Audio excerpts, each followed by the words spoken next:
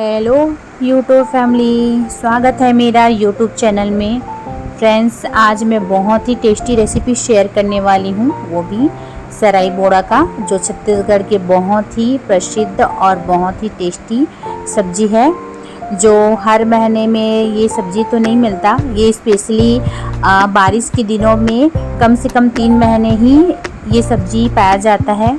ये सब्जी एक प्रकार का ज़मीन में उगने वाला फंगस है, जो प्राकृतिक तौर पर हमें प्राप्त होता है, और ये हमारे शरीर के लिए बहुत ही पौष्टिक और स्वाद में भी बहुत ज़्यादा अनोखा रहता है।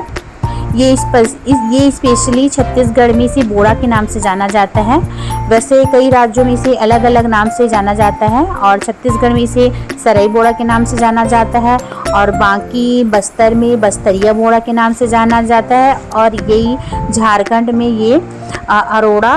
पहले हमें बोड़ा को अच्छे से धोना है फ्रेंड, क्योंकि इसमें बोड़ा में बहुत ज़्यादा मिट्टी पाई जाती है। तो यहाँ पे और मसाला तैयार करने के लिए यहाँ पे मैंने लिए है तेज पत्ता, इलायची, खसखस और प्याज, लहसुन और अदरक। सबसे पहले यहाँ पे मैंने जीरा का तड़का लगाया है। जीरा का तड़का लगा के इसको अच्छे से रोस्ट करना है। इसका कलर जैसे ही गोल्डन हो जाएगा तो उसमें हम डालेंगे तेज पत्ता को।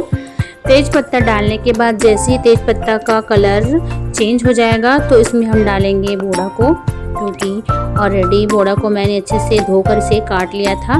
कटने के बाद अब इसे अच्छे से मिक्स करना है जीरा के साथ, और हमें अच्छे से इसको भूनना है लो फ्लेम में, क्योंकि इसे बनाने में थोड़ा सा टाइम लगता है। ढक्कन ढक के पकाना है फ्रेंड 2 मिनट तक। और यहाँ पे मैंने मसाला को पीसने के लिए इसमें मैंने लहसुन की 5, 6, 7 कलियाँ लिया है, और साथ में मैंने लिया है प्याज, कम से कम इसमें 2 प्याज लिए हैं।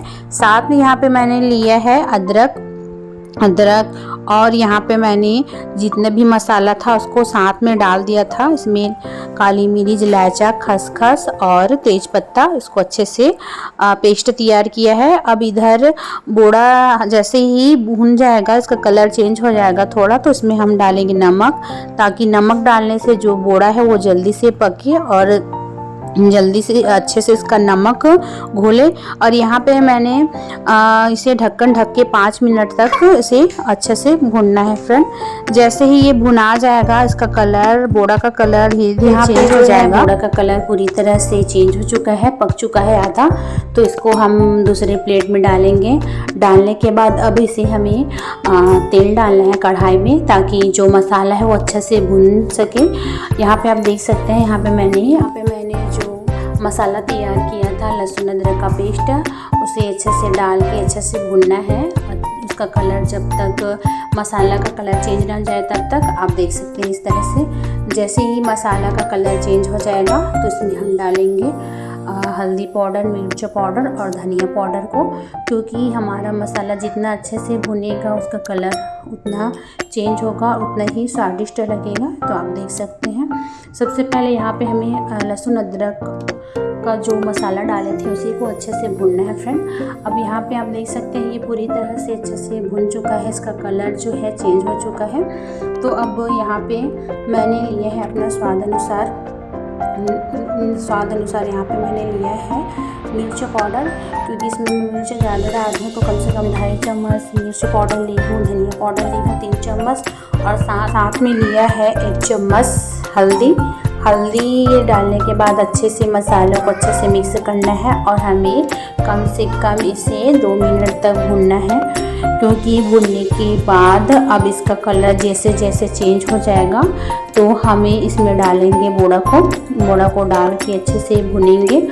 बोड़ा को डालने के बाद अब डालेंगे टमाटर को। यहाँ पे कम से कम मैंने 3 टमाटर लिया है फ्रेंड। टमाटर को डालने के बाद अच्छे से मिक्स करना है और अच्छे से भूनना है, ताकि जो टमाटर है वो अच्छे से गल जाए, क्योंकि जितना अच्छा से टमाटर पकेगा उतना ही अच्छा स्वाद आएगा। तो जैसे ही टमाटर चेंज हो जाएगा उसके बाद हम लोग जो बोड़ा तैयार किए हैं, इसको अच्छे से भून के निकाले हैं, उसको अच्छे से डाल के मिक्स करेंगे मसाला के साथ। और इसे हमें लो फ्लेम में पकाना है, कम से कम इसे 5 मिनट तक भूनना है। जैसे ही इसका मसाला अच्छे से मिक्स हो जाएगा तो हमें चम्मच चलाते रहना है और ढक्कन ढक के पकाना है। और जैसे ही ये मसाला धीरे धीरे चेंज हो जाएगा, अपना कलर छोड़ेगा, तो इसमें हम डालेंगे अपना पानी, क्योंकि पानी डालने से और अच्छे से पकेगा जो बोड़ा है वो।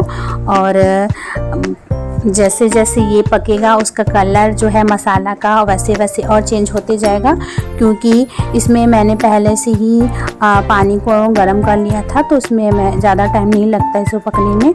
अब यहाँ पे देख सकते हैं, इसको अच्छे से मिक्स करना है चम्मच के माध्यम से और इसे हमें ढक्कन ढक के पकाना है। और जैसे ही ये बीच बीच में इसको चम्मच चलाते रहना है फ्रेंड, क्योंकि जैसे ही उबाल स्टार्ट हो जाएगा तो ताकि जो मसाला है वो अच्छे से बोड़ा के साथ मिक्स हो जाए, अच्छे से इसका स्वाद और अच्छा दुगुना है इस कारण।